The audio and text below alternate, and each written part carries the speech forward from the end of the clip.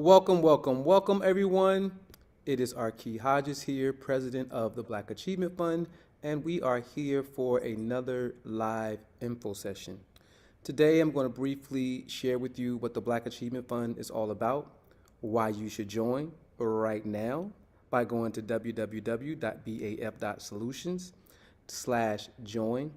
And before I start, please make sure that you subscribe to our channel and that you like, comment, and share on our posts. All right, I believe we are possibly being shadow banned because of our content, but I just want to make sure that we are sharing the information as much as possible. All right, we're going to start off by sharing what the Black Achievement Fund is all about, and then we're going to go into our story on Mary Ellen Pleasant.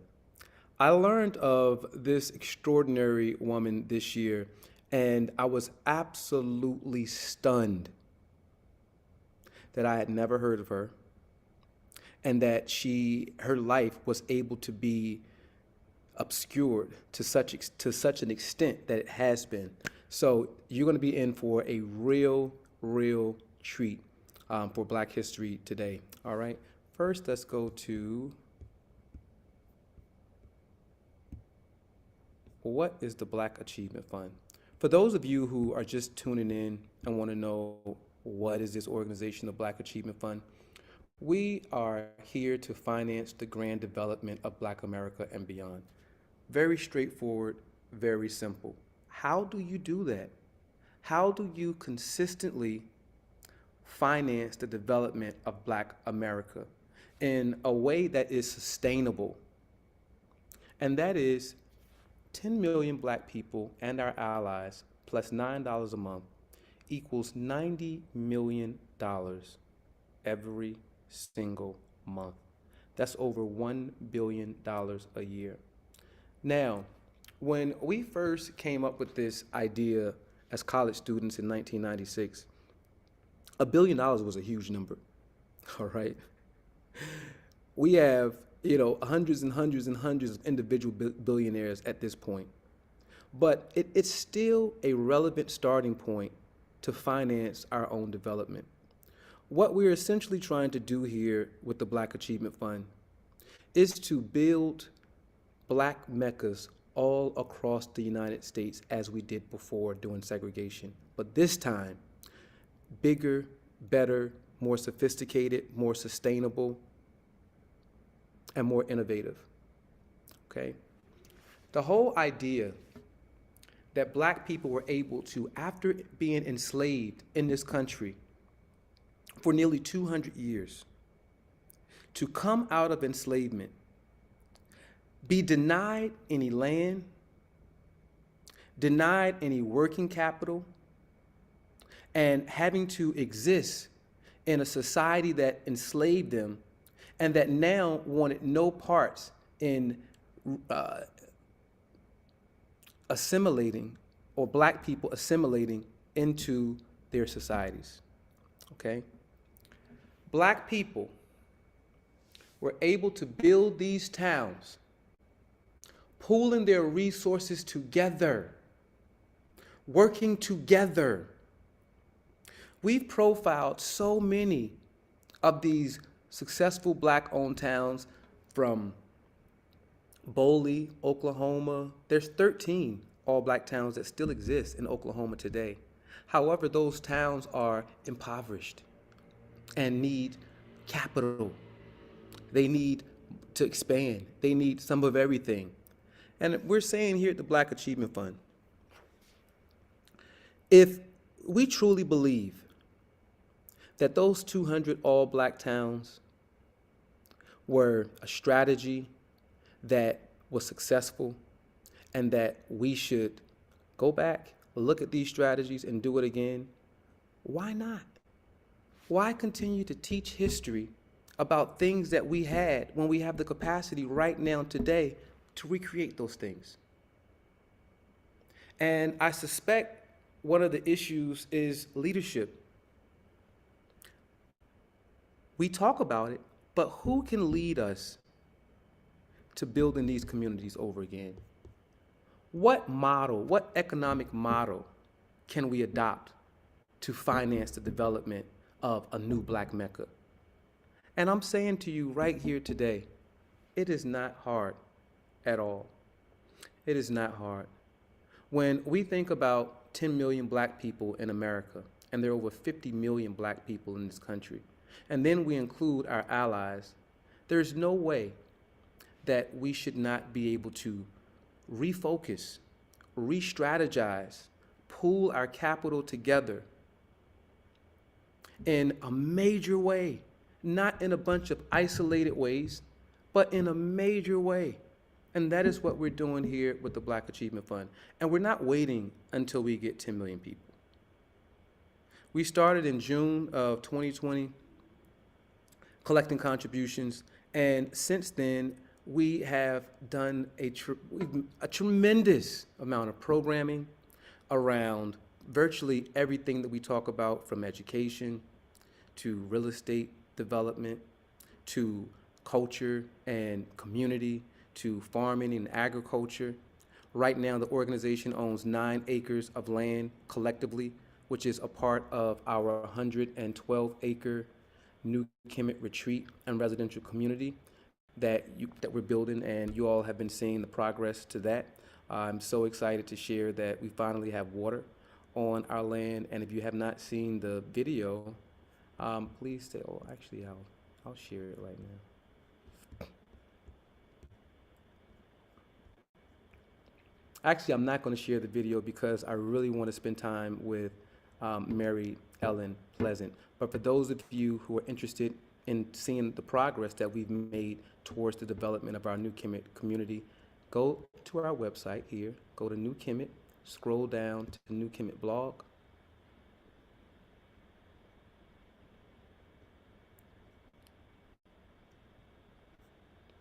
All right, and it's going to take you to our development blog, and you will see the progress that we have been making. All right, this is in real time. We are not playing, okay? I am not just a historian. I am a real estate investor, real estate developer, and it is absolutely important that we get back to developing our own, okay? So, Black Achievement Fund, BAF.Solutions, our goal, finance our own everything. Our website again, BAF.Solutions. You can go through it and you'll see all of our current initiatives as well as all of the accomplishments and achievements that we've made to date. All right. Now, going to Mary Ellen Pleasant. All right. This woman, and this is part 2, this is volume 2 of our Breaking Barriers African American History curriculum. All of our members have access to volume 1 free of charge through our members only page. If you have forgotten the password, just email info@baf.solutions and we will supply you with that password. Is anyone online that would like to read the overview?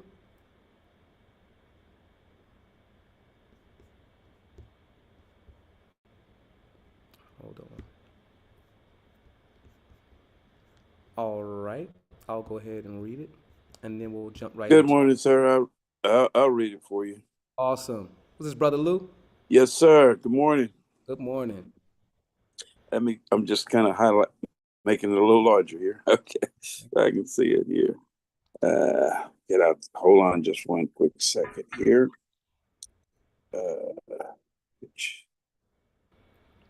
Okay. Overview. This class introduced students to the extraordinary life of Mary Ellen Pleasant, a formerly enslaved woman who rose to become a brilliant entrepreneur, a daring abolitionist, and one of the wealthiest Black women in the 19th century America. Students will explore how Pleasant used her business success in San Francisco to fund major civil rights efforts, including her quiet but powerful support for John Brown's anti-slavery campaign, and how her strategic investments built a fortune established at $50 billion in today's dollars. I mean, Wow. million. I'm sorry, 750 million. Billions. Yeah. Million, it should be million. I'm sorry. Yeah. In today's dollars. Those primary sources, storytelling and critical discussion, students will examine how Pleasant fought racial discrimination in the courts, challenged segregation on San Francisco street cars, and became a key but overlooked architect of early civil rights activists. The class highlights Pleasant's resilience, intellect, and impact, inspiring students to rethink Black women's leadership in American history. Awesome. Thank you so much. Oh, Now, yeah. all of our classes are structured the same way in the Breaking Barriers African American History curriculum. This curriculum is intended for you to be able to learn and teach at the same time. So we have an overview for each class. We have words to know, vocabulary. We have quick facts, pre-lesson discussion questions, and let's see what those are. Other than Harriet Tubman, can you name a Black woman who participated in the Underground Railroad? Anyone? Okay, I'll leave you to ponder that. Question 2. If you were living during slavery and could pass for white because you were light-skinned, would you? Why or why not? And this is a very, very big question because there were many Black people who were light enough to actually pass for white, but so many opted to live as a Black person and be persecuted along with Black people as dark as me, even though they may have been as light as she. What do you already know about John Brown?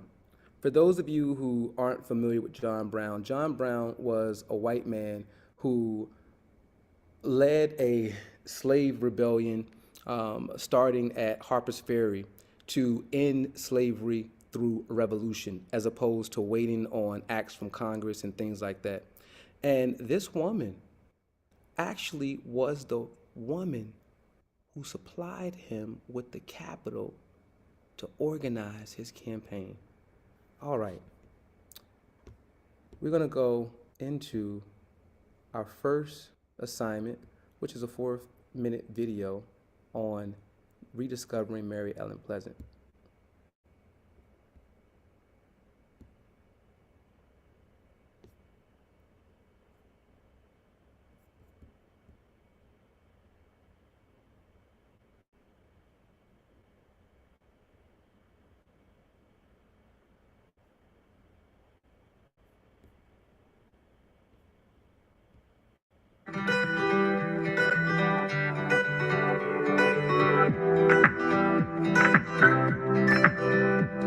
Welcome back, everybody. So this Black History Month, we're highlighting people who are out there making a difference in the fight for justice and equality. Tonight, a history lesson in Black excellence. John Ramos introduces us to a woman who proved if you can come to the Bay seeking riches, you just might find what you're looking for.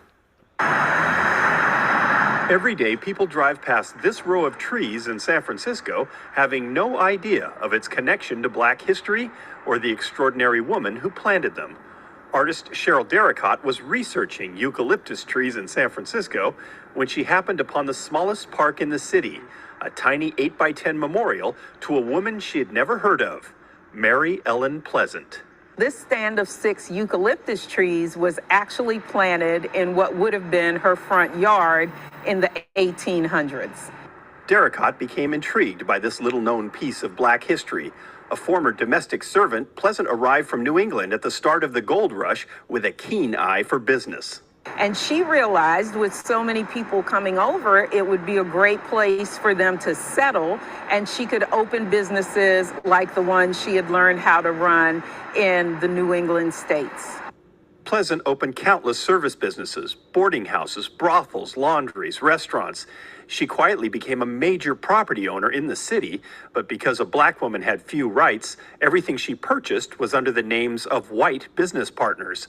That included Thomas Bell, co-founder of the Bank of California, with whose family she shared the opulent mansion on Octavia Street. Often masquerading as a domestic worker, Pleasant actually had a different distinction. The first millionaire, we believe, the first black millionaire in the state of California. In fact, she secretly amassed a fortune of $30 million, nearly $750 million in today's dollars, using it to help fund the Underground Railroad for people fleeing slavery back east. But as astounding as that may be, Black historian John Templeton says she had another hidden agenda that may have changed the course of the entire nation. Marilyn Pleasant was part of an international network that was devoted to ending slavery in the United States. And she is probably the single most important person in their success. Templeton says Pleasant moved to California not just to generate money, but to help incite a war that would end slavery. She gave $30,000, nearly $1 million today, to abolitionist John Brown to fund his famous attack on Harper's Ferry in West Virginia. Harper's Ferry was a precipitating event for the Civil War.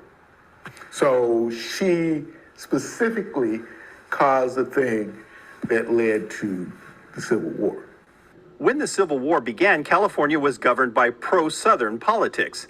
But Templeton says that changed in 1862 thanks to the moneyed influence of San Francisco, and the wealth of the state suddenly became available to the Union war effort. The deciding factor in the Civil War was California's gold. She was the one that turned California's wealth toward the Union. And the fight against slavery. Yes. This woman, who helped start the war that would end slavery, eventually died penniless, relying on the hospitality of old friends. She lies now in this cemetery in Napa, under a headstone with the inscription Pleasant herself requested. She was a friend of John Brown. But in the city where it all happened, there is a living tribute, the eucalyptus trees she planted, shade provided by a woman who always worked from the shadows. All right. Now, few things I want. They saw a huge decline. Few things I want to because point people out. simply didn't have cash. Sorry. Few things I want to point out before we go into the next. Sorry. There's a few things. First off, is that not extraordinary? All right. A black woman who could have passed as white, multimillionaire, and lived it up, decided to spend her time and energy using her wealth to end enslavement for African people in this country. Absolutely remarkable story. Our history has been so deeply buried, and that's why I'm so thankful for the internet and for being a part of the information age, to where we can unlock these powerful stories and begin the process of inspiring our young people and inspiring our older people, inspiring our wealthy people to put their capital in service of freeing us, because we still are not free. We still are not free. We are in a nation that one half of white people hate us, and the other half say we should assimilate. But we hear the Black Achievement Fund is saying we need a level of self-determination that enables us to maintain our culture, our worldview, and to thrive on our own terms.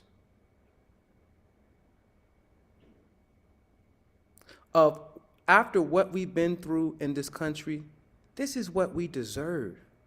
Now, we don't need to ask anyone to make that happen.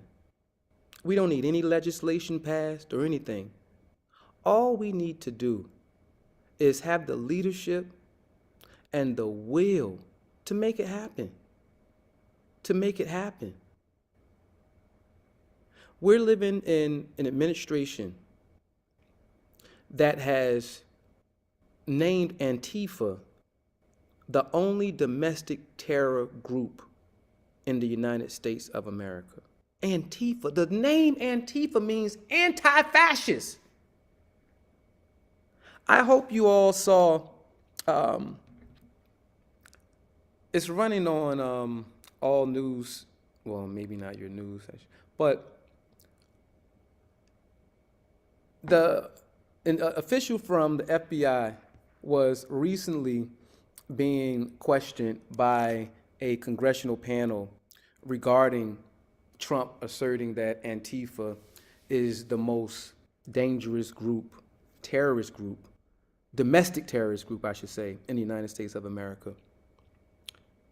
The FBI agent couldn't name a headquarters for Antifa, couldn't say how many Antifa activists are in the United States of America, couldn't answer any questions about anything Antifa, but yet they're supposed to be the #1 domestic terror threat.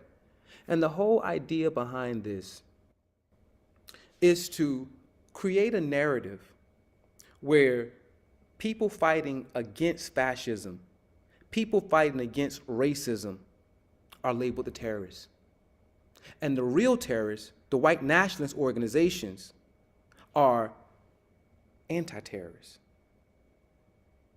So it's a very, very dangerous game because what they're doing is setting it up so that they can begin to label all organizations like Antifa or anyone who threatens white supremacy as a terror or a domestic terror organization. This is where we are in America today. So if you care about not just yourself, but if you care about the African American community, if you care about your own community, it's time that we need to take our activism to the next level. But it goes back to capital. It goes back to capital. It goes back to capital. We seem to think that changing legislation is the sole strategy for Black liberation. We already did that. We changed legislations during the Civil Rights Movement. And thank God it stood the test of time up until now. In one administration, white supremacists have been able to turn the tables on all of that civil rights activism that we did. Destroy all of those laws that were created in response to our enslavement, discrimination, Jim Crow, so on and so forth. In one administration. Black people in America generate $1 trillion in capital in the United States of America. Where is it? Where is it? Where is it? We spend it right back with the people who say we the America's problem, with the people who deny us jobs, with companies that use the same capital that we're giving them to fund the people who continue to oppress us. We got people who name those organizations, and we still support them.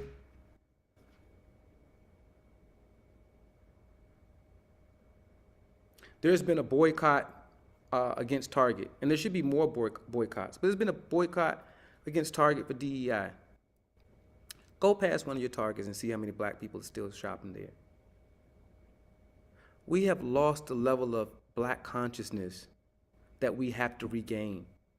And the only way to regain that is to begin to unlock these stories, these incredible stories of Black resistance, Black resiliency, Black strategy, Black unity so that our people can understand that we have the capacity to do this. But we have to refocus. But we can't do anything without capital. Which is why the Black Achievement Fund has come up with an easy way to finance our development. $9 a person a month. $9 a month. We already own land. We have a culture center that we've been running for nearly 3 years, going on 4 years now. We've given out thousands in scholarships, helped members in times of need, and we're doing this right now with a little over 500 people contributing.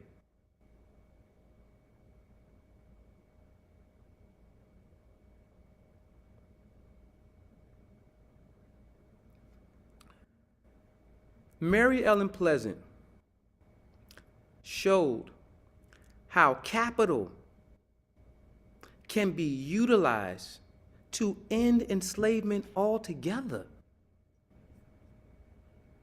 You just heard white people tell you, this lady amassed what would be $750 million.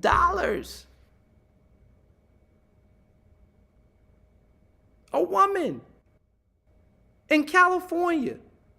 And when you see this next video of how she did it, I mean, you're just going to smile ear to ear. You're going to smile ear to ear. Now, there's 2 videos, and I've struggled to on which one I wanted to share today. But for those of you who get to class, you'll have both videos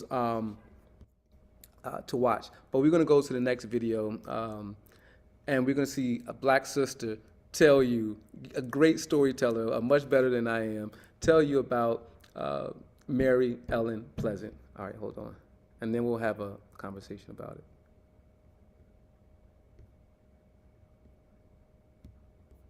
But this woman, you talking about bad? Oh man, this woman was awesome.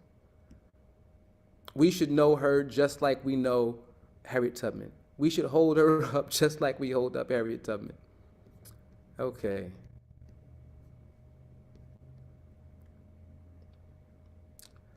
All right, I'm gonna play this one today. All right. She doesn't have as many images as this video does, but she's just a great storyteller, so I'm gonna play her today. She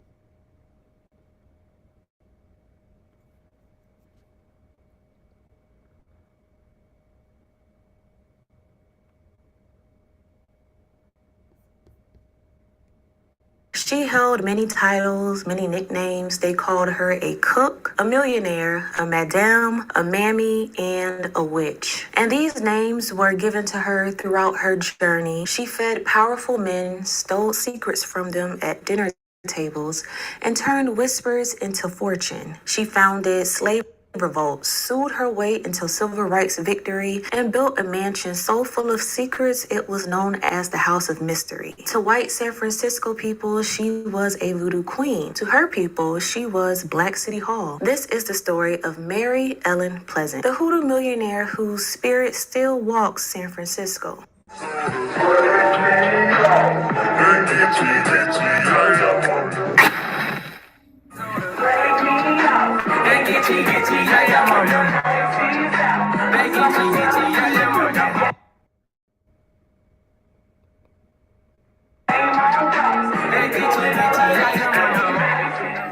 Hey y'all, I'm Black Witch Yaya. Thank you so much for tuning into this video, and I'm back with another story of an individual who ties perfectly between Black history and hoodoo history. So, Mary Ellen Pleasant. She never told the same story about her beginnings. Some said Philadelphia, others Georgia or Virginia. One version claimed her father was a Hawaiian merchant, another that she was born enslaved. But what we do know is that as a young girl, she was sent to live with a Quaker family on Nantucket II. There, she learned business at the store counter, memorizing accounts by heart even before she could read or write. She was about her bag at an early age. She listened as abolitionists met in the back, absorbing the language of the rebellion, basically being nosy. But from the very beginning, secrecy was her survival. In Boston, she was married to James Smith, who was a wealthy abolitionist who sometimes passed as white, but he wasn't. Together, they ferried fugitives along the journey of the Underground Railroad, smuggling enslaved people north, east, even south into Mexico. Mary wasn't content with just waiting in safe houses. She disguised herself as a stable hand, slipping onto plantations to lead people out herself because she also passed as white. So she used that privilege as a way to help others. In the midst of helping out slaves, her husband passed away, but he left her $45,000 in a note that said, "Use it for the cause." And she knew exactly what that cause was and took that as to go ahead to continue on with the journey, but just as a new role. So during this time, the Slave Act was getting stronger. So while that was going on in the East Coast, meanwhile in San Francisco in 1852, it was raw.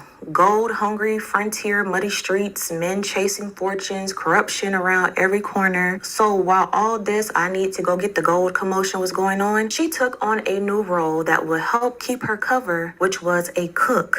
And she wasn't just an ordinary cook. Her food was so good, she had men begging and fighting each other to cook for her. They enjoyed her meals. They got real comfortable. They got a belly full. They paid her extra, like, no, come to my house first to cook. No, skip them. Come to my house first to cook. So of course the money was talking, and she's gonna go to the highest person paying because she knew, okay, they willing to pay all this money. They got something going on. They know something. So as she cooked, "Here's your plate, sir. Here's your plate, sir," she would stand off to the side and listen to their conversations because at the table she served the city's elites, bankers, politicians, miners, judges. So while she's carrying around the roasted potatoes, pouring wine, she was listening. She would serve it slow, adjust their napkin, make sure they had all their silverware, just trying to keep herself busy because she's listening like, okay, so he said it's good to invest in this. He's going to take his money out of this. Oh, he said that this is that they're about to build this and work on this. So she's taking in all this information. Who was striking gold? Where was the next railroad headed? Which deals would be sealed by morning? The kitchen was her mask to take in information that she used as her weapon. She took her profits and invested in laundries, boarding houses, hotels, mining stocks, even what we know today as Wells Fargo. She lent at 10% interest and rolled her money over and over. By the mid-1960s, she was officially a millionaire, but she kept that cover of just to help, just to cook, because what was going on at the time, and I feel like still today, they feared Black ambition. Being underestimated was the safest disguise because people felt more comfortable around you to say stuff. If they don't look at you as competition, they'll reveal all their secrets to you. But it's up to you how you use the information. So she knew, like, let me not flaunt my money. Let me just still stay the good old cook. So now we were introduced to Mary as the cook, but let's get to know her as Black City Hall because Black individuals in San Francisco called her Black City Hall because if you needed a job, a loan, a lawyer, some protection, a man to do a little something, they went to Mary. She hid enslaved people illegally, smuggled into California, placed Black workers into good jobs, told them, hey, just keep your head down, get the information, we'll meet about it. She funded defenses against kidnappers. She even backed John Brown's rebellion at Harper's Ferry, and she fought the law head on. In 1863, she helped overturn the ban that kept Black testimony out of California courts. There was a law in place that made it illegal for Black people to testify in court. 1866, she sued streetcar companies for tossing Black riders from their seats. By 1868, the California Supreme Court struck down segregation on San Francisco streetcars, a century before Rosa Parks. So Mary just wasn't conjuring with powders and candles, she was conjuring justice. And speaking of these powders and candles, let's get into this mystery house and the mystical side of her. So now she's partnering with Thomas Bell, who's a Scottish Scottish financier, and together they built a 30-room mansion in Pacific Heights. It loomed over the city, part palace, part fortress, and people called it the House of Mystery. And here's why. So Mary was initially living in this big old house by herself, but she then moved in Thomas Bell and his wife Teresa and their children. Outsiders were gossiping like, oh, is she like a lover? Why would she move in this family? But she moved in that family because she knew Thomas Bell at first wasn't married, but then she was like, listen, you need to get married because people looking at you crazy. Like, why you a successful man and you're not married? So go ahead and marry Teresa, have a couple kids so you can look like a nice family man, that you got your life together. Let's all move in this house so we could keep our things going and make all these changes. But people on the outside were like, they got to be sleeping together, because why would a married man move into a house with a single woman? Is she actually the help? Did she even buy this mansion? Is she really that rich? But on the inside, she controlled the servants, the finances, the deeds, and people even started saying that she had to put a spell on Thomas and his wife to put them under her influence, that she was the real head of the family, calling all the shots, because they couldn't imagine a white family actually fighting for black justice like they were. So when Thomas fell to his death, literally, he fell from an upstairs window in 1892. Rumors turned into accusation that Mary had pushed him to his death to inherit all his finances. And people are just wondering, like, lady, this is the second man that has been around you that has just suddenly passed away. What are you doing? So this is where the witch part comes in as one of the names she was called. So the press already had her villainized. Like I said earlier, she was able to pass as white, but as she started doing all of these moves to help out black people in the system, they realized, okay, ain't no white woman doing all this hooting and hollering about black people. You must be black. You're a nigga. That put even more of a target on her back. And this is where she got the derogatory nickname as Mammy Pleasant instead of Mary Pleasant to mock her. And then she earned the title as Voodoo Queen as well, just because of all the mystery that was surrounded by her. They accused her of stealing babies, selling women, cursing senators. During the Sharon versus Hill trial, where she backed Sarah Hill against Senator William Sharon, newspapers claimed she used dolls and spells to sway the case. And then when Sharon, the senator, dropped dead during the chaos, they printed it as proof she was a witch. Because again, another man randomly dies and something goes into her favor. They even considered her charity twisted. She gave loans to struggling families, defended young women from predatory men, but papers said she was running brothels. That's why she was helping out the women, because she was running brothels. They called her dangerous, cunning, evil, but to those she actually helped, she was protection. She really did know her stuff. That ties into her history, having Haitian blood in her as well. She knew her ancestors practiced hoodoo, and so she carried that on, and wasn't afraid to carry a crystal ball in public,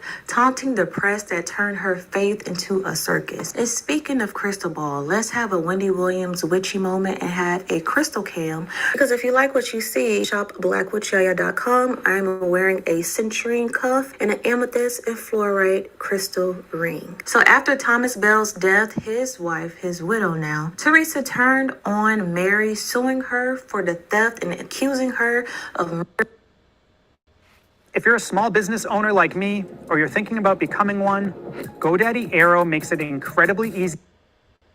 Her husband. So court dates after court dates drained her fortune, and by 1899 she declared bankruptcy. And when she eventually fell ill, people in San Francisco sent her flowers and cars, took care of her however she needed. The same city that slandered her couldn't deny her power and her impact. January of 1904, at 89 years old, Mary Ellen Pleasant passed away. Despite her positive impact, her obituary called her a noted negress, and then made a shady remark about her charity was as numerous as the grays on her head. So when you walk past Octavia and Bush today, and the eucalyptus still stand, tour guides whisper that if you talk ill of Mary while you walk past her land, the trees will punish you. Some say she still walks her corner at night, guarding her legacy. At her grave, people leave beads, candles, veves, not to demonize her, but to honor her. Mary Pleasant was a cook,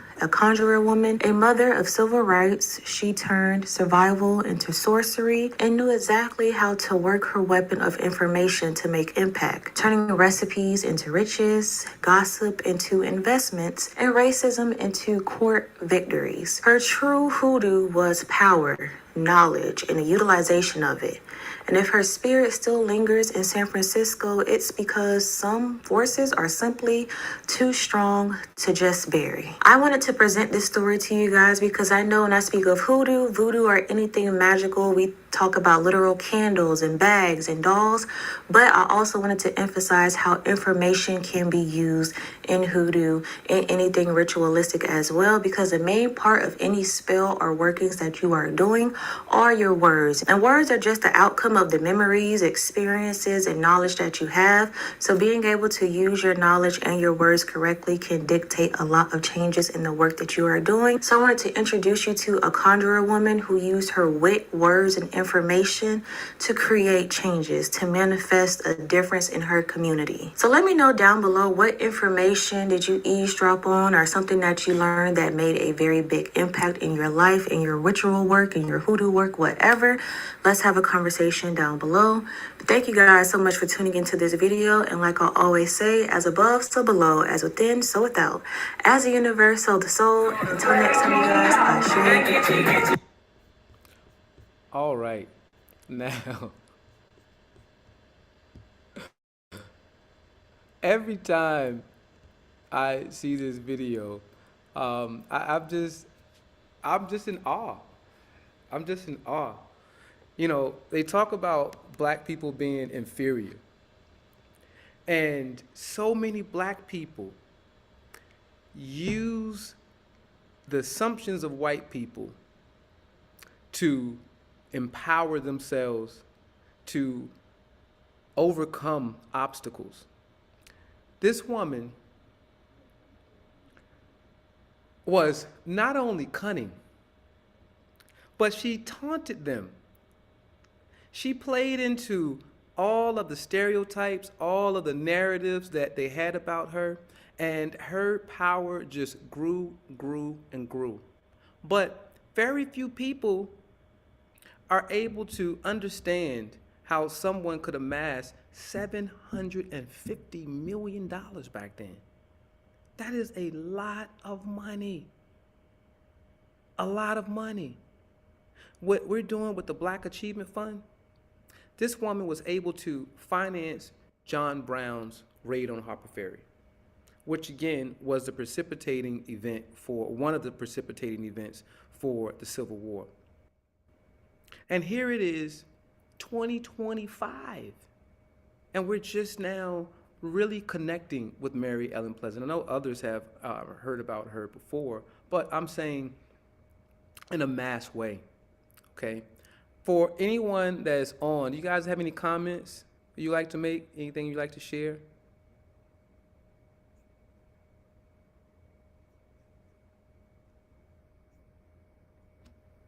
Okay. Yeah, I was just blown away by her listening skills. I mean, how she got around these folks and learned all their secrets about building wealth and, and empowering herself and her people. And that was sometimes, like I always say, that it pays to be a good listener, you know. And I remember looking back when I first started in the transportation business, I would drive these very, high-end CEOs, and they'd be on the phone, and I remember listening to a lot of their transactions they was talking about. It was very interesting, and I learned a lot, and so I can relate. Yeah, so absolutely. I'm very impressed with that. Yeah, and just to know this lady back in the 1800s was doing this. I mean, wow, it was very, very interesting. Number of businesses, and the variety of businesses that she started let you know that, hey, this is real. She's not just playing games. And before we go on, I want to share with you a couple books that are really helpful if you want to learn more about, wait a minute, I can see you, stop share. If you want to know more about her. But I would if you really want to know more, these books are definitely worth buying. Hold on. But while I'm getting that, does anyone else have anything they want to share?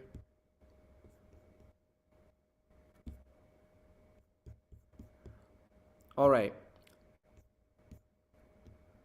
One of the things that I also wanted to point out was the fact that she mentioned one of the biggest issues that white people had was with ambitious black people. Ambitious black people. Black people who wanted to rise above the station of an enslaved person or simply a poor Negro. And we see this theme in 2025. One of the reasons why someone shared with me that they think that we're being shadow banned on social media, and this is someone who has a social media company that I reached out to do some social media work with us and so on and so forth. But she said to me, she said, listen, it's not your content. You said there's other black people, Pan-Africanists on YouTube saying far more, threatening things in a way. But what the Black Achievement Fund is doing is showing how we can pool our capital together, is pointing towards buying land, is pointing towards building our own capital in the way that we could begin to even rival some of the best communities and cities in the United States of America, which is the greatest fear that white people have. Because what does that mean?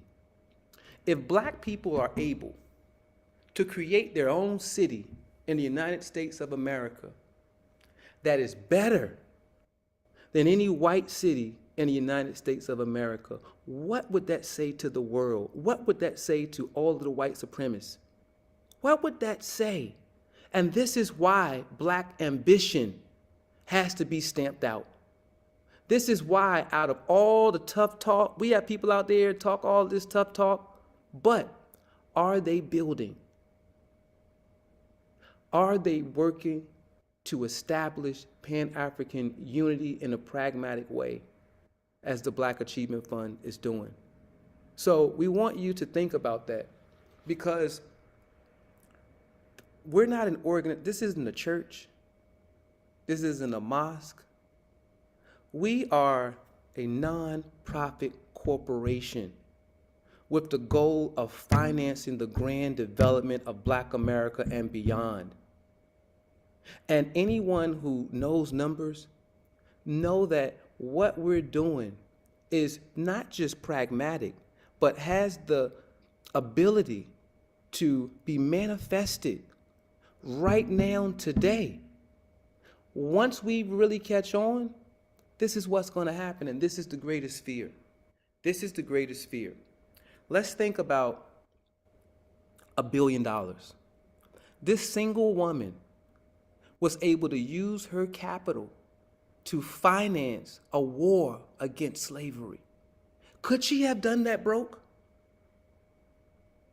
He needed money to organize, to travel, for weapons, resources. And this was a planned rebellion. So this wasn't like it was thought of and, she gave him the money and they started to do it the next month. This was planned over a long period of time. So she was the driving force. She was the woman who made sure that they had all of the resources necessary. And not just John Brown. She used her capital, as you heard, to assist numerous Black people in San Francisco. Whoever came to her door, she was assisting them. She was fighting civil rights. So I want us to see and to destroy this narrative that wealth is bad. We need capital, but we need independent capital. We need capital that we control, and we need to have a system in place that enable us to continuously receive this capital in the same way the United States government operates. Okay? Last year, this government brought in $4.something trillion from taxes. And they take that money and they finance everything but our communities. They finance everything except things that will truly liberate African American people. That is on us. That is on us. This must be the new movement of the day. How do we return to building black meccas as we did before? And now we know the mistake not to make that we did before. And that was, as soon as segregation was over, the most fortuitous of black people moved out of these communities and left the poorest of the poor in these communities who didn't have the resources or the moral authority to maintain those communities. And all of those communities fell into despair and were able to easily be dismantled by local white authorities. We're more sophisticated than that now. We have black people who are at the height of every single industry known to man. We have millions, literally millions of African Americans with college degrees, hundreds of thousands of master's degrees, hundreds of thousands of doctoral degrees in every single field. But where are they working? Are they working on behalf of the black community? Or are they working on behalf of the white community? Are those resources that they're generating from employment going back to the black community? Or are those resources going to the communities in which they live, which are not black communities? We have to be intentional about our capital. We have to understand that if we're going to achieve at self-determination, there has to be a strategy. The strategy has to be pragmatic. And because there has been so much negative propaganda against us, because the education system that we had in place when I was going to school, the teachers were all black still and conscious. Now we're in a time frame where only 7% of all public school teachers in the United States of America are black. So we're taking for granted that our children are still receiving the type of black history that we received coming up. And it's not the case. So these kids are forced to sit in these classrooms, absorb all of this negative propaganda about black people. And if there is no negative propaganda, we're erased completely from the narrative. And when slavery is discussed, it is discussed in new frameworks. We already talked about how the history books, McGraw-Hill, okay? We all were educated on McGraw-Hill textbooks. In current McGraw-Hill textbooks, they talk about what slavery is couched under section on immigration. And they flat out say in the history books that Africans came over here to work on southern plantations. They didn't say they were brought over here in chains. They didn't say that they were enslaved the whole time that they were here and they didn't earn any money. So if you are not actively educating your child and your child reads this in class and doesn't come home and share it with you, which most kids don't. I'm a parent. Does my daughter come home from high school and tell me all about her history class? No, I have to inquire.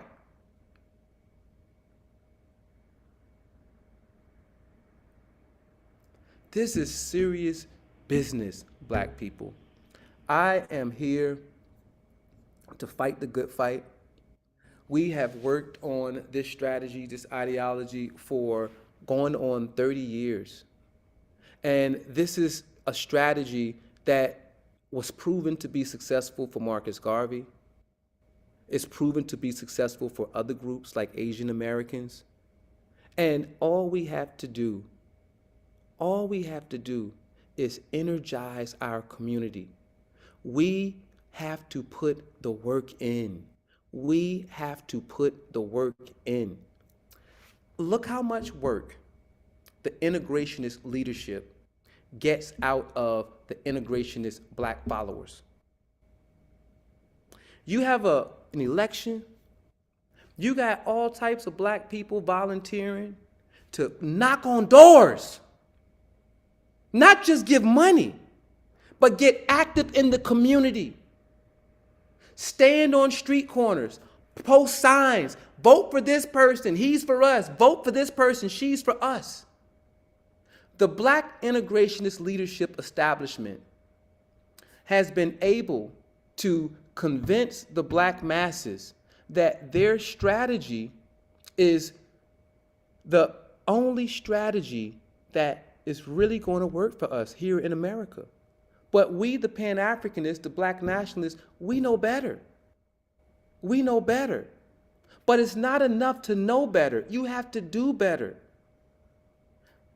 The civil rights leadership was able to present a strategy to the black community for dismantling segregation, Jim Crow, gaining voting right protections, securing affirmative action, and all of those things.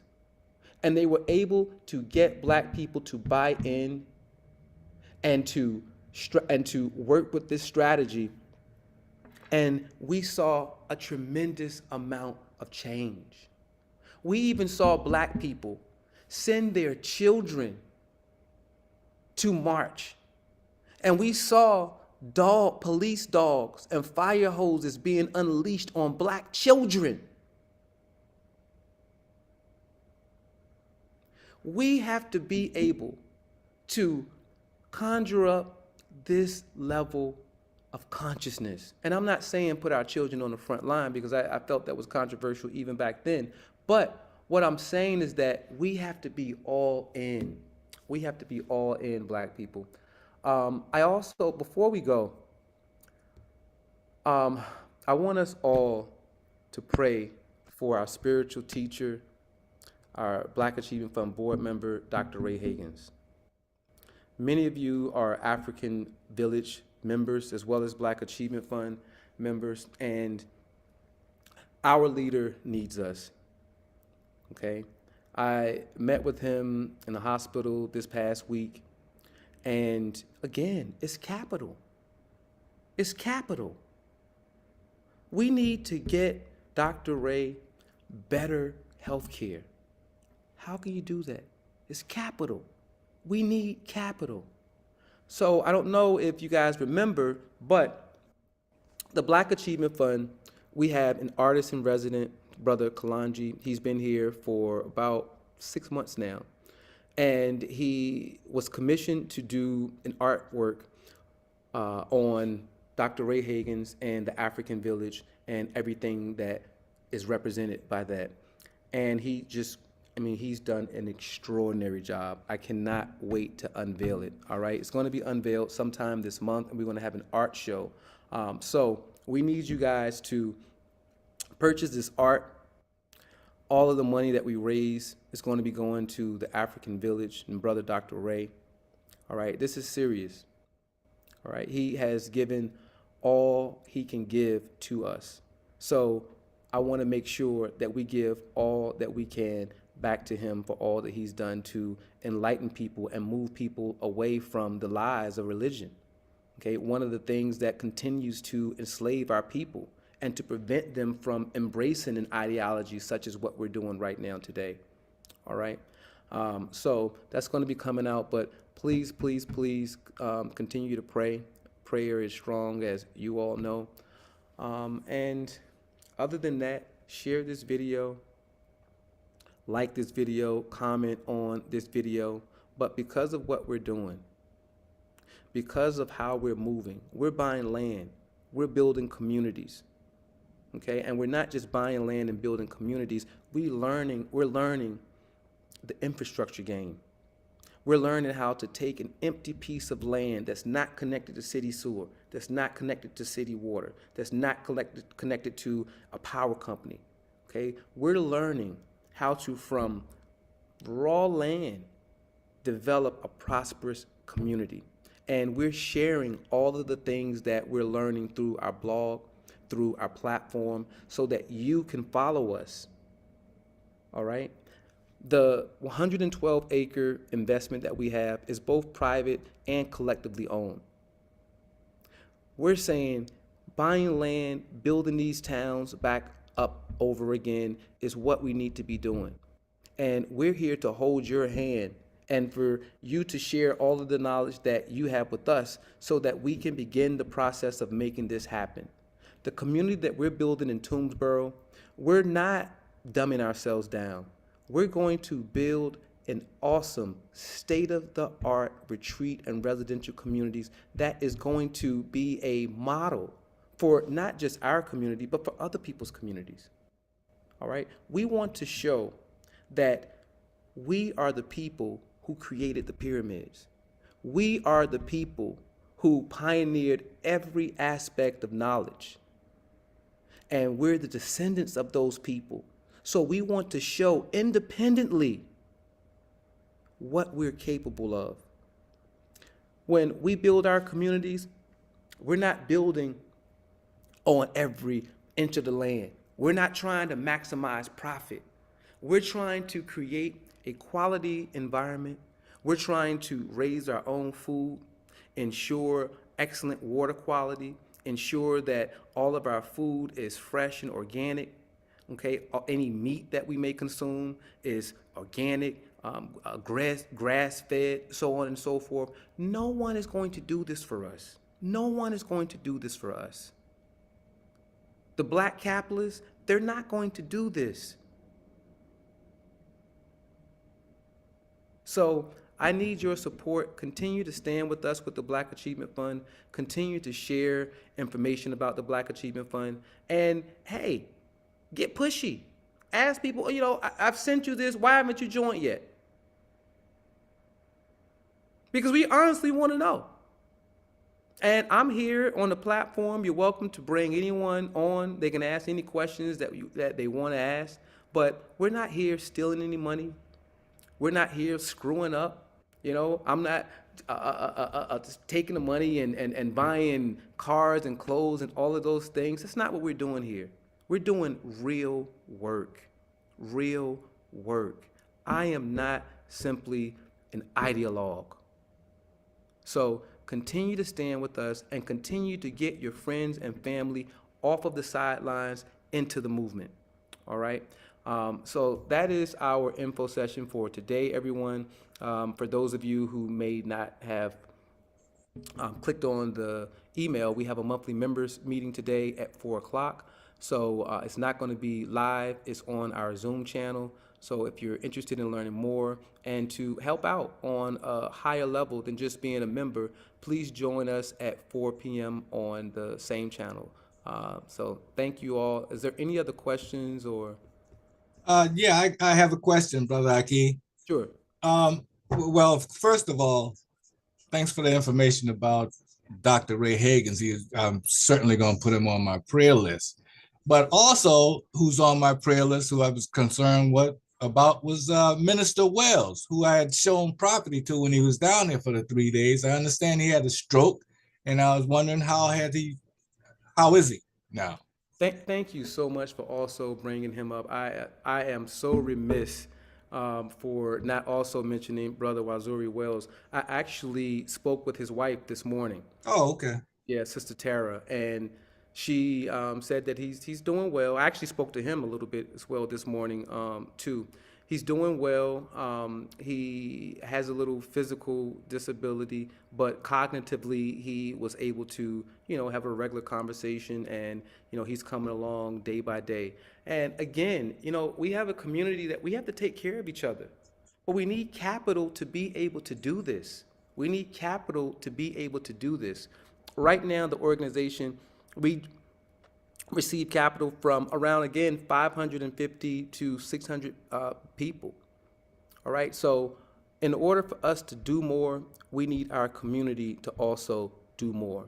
All right, and that's why we need you to be out there making sure that you are a surrogate for the Black Achievement Fund, making sure that you're getting people to see that, hey, there's a new movement going, and this new movement has tangible results. We're not just talking, we're actually building. And if anyone wants to come down and see what we're doing, then we're more than welcome to share what we're doing. But we need capital. We need capital for every reason you can possibly imagine. So please also put your prayers out for Brother Wazuri Wells, and also for another member who also had a stroke, Sister Peaches from Virginia. All right, she's now in North Carolina. I was told that she was flown there to Charlotte for better treatment. But our community, we're not doing well. We're not doing well. And the hospitals that we're in, you know, we need to have our own hospitals, our own state-of-the-art hospitals, people. This is serious business. We are losing our members every single day. Our members are in need, and we don't have the capital to take care of our own community. All right, so if you're a member of the African Village, please make sure that you donate to the African Village. Make sure that you keep all of our members in your prayers. And I